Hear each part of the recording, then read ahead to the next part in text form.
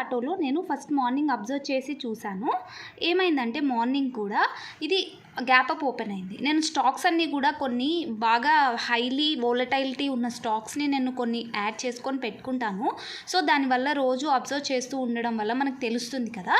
అలా నేను ఈరోజు మార్నింగ్ ఫస్ట్ మార్కెట్ ఓపెన్ అయిన వెంటనే చూస్తే బజాజ్ ఆటో అనేది ఈరోజు బుల్లిష్లో ఉంది. అది కాక కొద్దిగా 100 పాయింట్స్ టు అబౌవ్ కొద్దిగా గ్యాప్ అప్ ఓపెన్ అయింది. సో దానివల్ల అది కాక ఇంత ముందు రోజు సిపిఆర్ కూడా చాలా నేరో ఉండింది. బట్ నిన్న మూమెంట్ అనేది అంత ఎక్కువగా లేదు, స్టక్ అయిపోయింది. సో ఎప్పుడైతే ఇలాంటి నేరో సిపిఆర్ ఉంది అని అంటే ఆ రోజు మూమెంట్ లేకున్నా కానీ నెక్స్ట్ డే అనేది మూమెంట్ రావడానికి ఛాన్సెస్ ఉంటాయి. సో అది కూడా నేను చూసుకొని ఈ స్టాక్ని సెలెక్ట్ చేసుకున్నాను మార్నింగ్. ఎప్పుడైతే ఇక్కడ ఫస్ట్ వచ్చి తర్వాత R1 R2ని టచ్ అయ్యి రివర్స్ వచ్చింది. సో ఇక్కడ నేను ఎంట్రీ అనేది తీసుకోలేదు. ఇక్కడ ఈ పర్టికులర్ రీజన్ దగ్గర నేను ఎంట్రీ తీసుకున్నాను. ఎంత అంటే 9178 అనమాట. ఇక్కడ పర్ఫెక్ట్ ఎంట్రీ తీసుకున్నాను అప్ టు 300. ఎందుకంటే ఇది R3. ఇంకా అసలు స్టాక్స్లో ఒకటి గుర్తుపెట్టుకోండి, ఎప్పుడైనా కానీ మనం సిపిఆర్ని మనం పెట్టుకొని పివోట్స్ పెట్టుకున్నప్పుడు ఇంకా R3 టచ్ అయ్యి ఇంకా వచ్చింది అని అంటే ఆ రోజు అద్భుతమైన ప్రాఫిట్ వచ్చినట్టు. ఇంక అంతకన్నా మూమెంట్ అనేది అసలు స్టాక్స్లో రాదు. అదే చాలా హై వచ్చిన మూమెంట్ అని మనం అర్థం చేసుకోవాలి. కానీ నేను ఏం చేశాను అని అంటే వాల్యూమ్స్ కూడా చాలా ఎక్కువగా ఉండినాయి. సో దానివల్ల నేను ఏం చేశానంటే ఇక్కడ బుక్ చేసుకున్నాను ఆ ప్రాఫిట్ అనేది 9300. ఎంట్రీ 9178 దగ్గర తీసుకొని 9300 వరకు కూడా ఈ మూవ్ ఉంది కదా, ఈ మూవ్ అంతా కూడా నేను క్యాప్చర్ చేసుకున్నాను. తర్వాత నెక్స్ట్ ఏం చేశానంటే ఎప్పుడైతే ఇది ఫామ్ అయ్యి క్యాండిల్ ఇక్కడ బుల్లిష్ క్యాండిల్ ఫామ్ అయింది కదా, ఈ పర్టికులర్ రీజన్ దగ్గర బుల్లిష్ క్యాండిల్ ఫామ్ అయింది. ఎప్పుడు అంటే 9300 దాటినాక ఈ పర్టికులర్ క్యాండిల్ దగ్గర ఎప్పుడైతే ఇది ఫామ్ అయిందో సో నేను అది చూసి కూడా వాల్యూమ్స్ చూసి బాగా ఉంది కదా అని చెప్పి ఎంట్రీ తీసుకున్నాను. యాక్చువల్గా ఇది పోవాల్సిన 9400 వరకు ఉండింది రేంజ్ ఈరోజు, కానీ 350 వరకే వెళ్ళింది. యాక్చువల్గా నేను ఇక్కడ తీసుకున్నప్పుడు కూడా నా నెక్స్ట్ కాల్ కూడా 600 రూపీస్ ప్రాఫిట్ ఉండింది, కానీ నేను అది బుక్ చేసుకోలేదు. నా స్టాప్ లాస్ వచ్చేసి నేను 9350కి కొద్దిగా బిలో అంటే 9290 పెట్టుకున్నాను.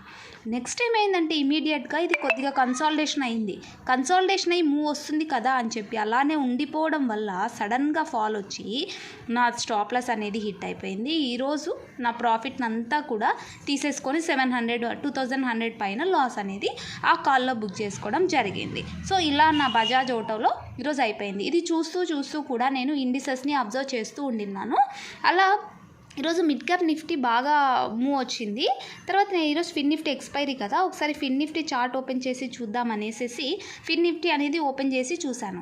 యాక్చువల్గా ఈరోజు ఇదంతా కూడా నేరో ఉండింది, బట్ ఇక్కడ బుల్లిష్ ఆపర్చునిటీ ఉంది అని అనిపించింది నాకు.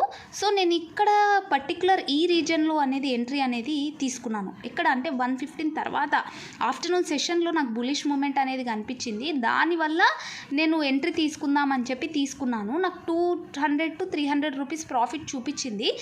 ఎక్కడి వరకు అంటే 187 టచ్ అయింది కదా, అక్కడి వరకు కూడా నా ప్రాఫిట్ బుక్ చేసుకోవడం జరగలేదన్నమాట. అంటే 300 రూపీస్ ప్రాఫిట్ అనేది నాకు చూపించింది, బట్ నేను బుక్ చేసుకోలేకపోయాను.